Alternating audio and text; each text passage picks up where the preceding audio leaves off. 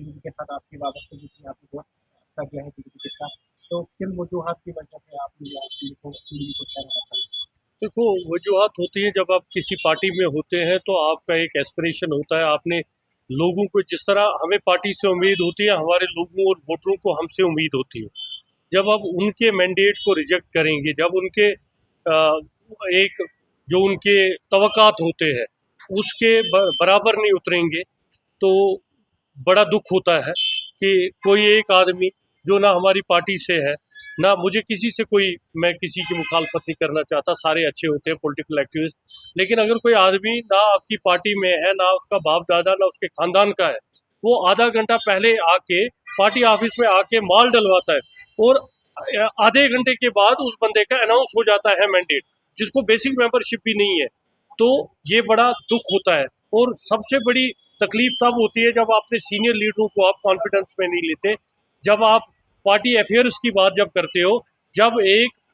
370 के बाद आपको एक टीवी पे एक आदमी चाहिए था, एक माइनॉरिटी कम्युनिटी का आदमी चाहिए था जो रिप्रेजेंट करता था, लेकिन मैं शुक्रगुजार हूँ अपने त्राल के लोगों का, त्राल की मेजॉरिटी कम्युनिटी का, जिन्होंने मुझे उसका, जो मेरे अपने, जो मैंने काम किया पब्लिक के लिए,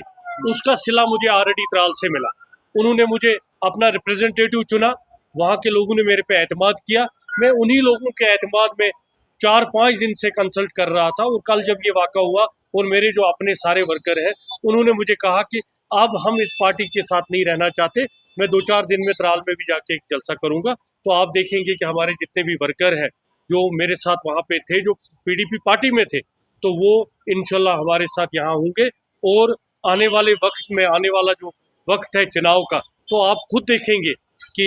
अवामी इत्तेहाद पार्टी जिसका मैंने हाथ पकड़ा है उसकी त्राल में कितनी बेस हो। कुछ और सीनियर लीडर्स अगर हम बच्ची की बात करेंगे, एजाज अहमद मियां साथ जो डीडीसी मेंबर भी रह चुके हैं और फार्म एमएलए भी रह चुका है, उसका नाम भी इसमें नहीं आया है, बहुत सारे नाम इधर उधर कर दिया गया। क्या आपको लगता है कि वो पार्टी से? मैं तभी आपको कह रहा हूँ कि जो सीनियर लीडरशिप थी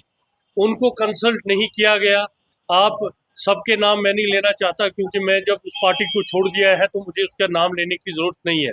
लेकिन सीनियर लीडरों के साथ जो सलूक हुआ, जिस हिसाब से ये लिस्टें निकाली गई, सीनियर लीडरों को इग्नोर किया गया। पार्टी के जो, आपने एजाज मीर साहब की बात की, आपने देखा वो जेल भी रहे, बड़ी सख्तियां हुई। इसी तरह और भी लोग हमारे हैं जो वहाँ पे डीडीसी मेंबर थे, सीनियर लीडर थे, उनको उनके मैंडेट को ठुकराया गया, उनको इज्जत नहीं दी गई। ये मैंडेट की लड़ाई नहीं है, ये इज्जत की लड़ाई है।